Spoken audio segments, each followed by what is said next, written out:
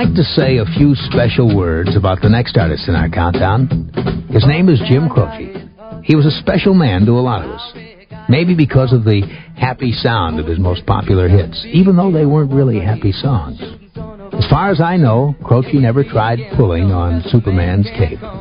He once said, "I'm no missionary, and I can't wear any armor." I think what he meant was that nobody has a guarantee on life. And like the heroes he sang about, Croce didn't die of old age. When that plane crashed in Louisiana last month, Jim Croce was 30 years old. He'd seemed to be a pretty flexible kind of guy, and he adapted to life pretty much as he found it. He'd press here and poke there and move on politely whenever something poked back. Like the time he was teaching at a ghetto school in Chester, Pennsylvania, and a 260-pound schoolgirl lost her respect and her cool and knocked him across the room. Well, bless her for that, because she knocked him right back to the music career he'd abandoned. And this time it took, although it didn't come easy. His first album as a duo with his wife Ingrid was a bomb. But his next LP, his second one, You Don't Mess Around with Jim, made us know who Jim Croce was. The human stories he sang weren't always about other people.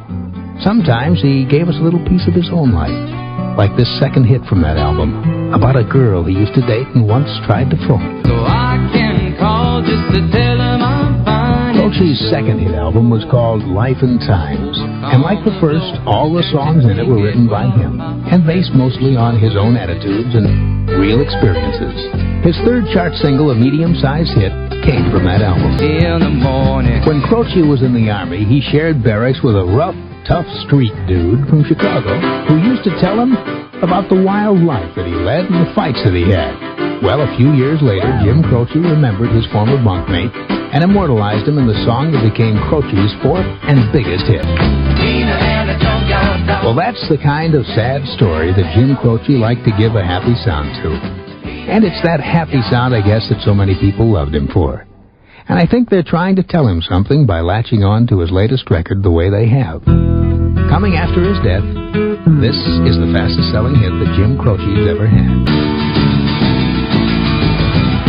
Jim Croce, I Got a Name. Last week that debuted at 40. This week it moves up to number 22. And the countdown rolls on. East coast to coast.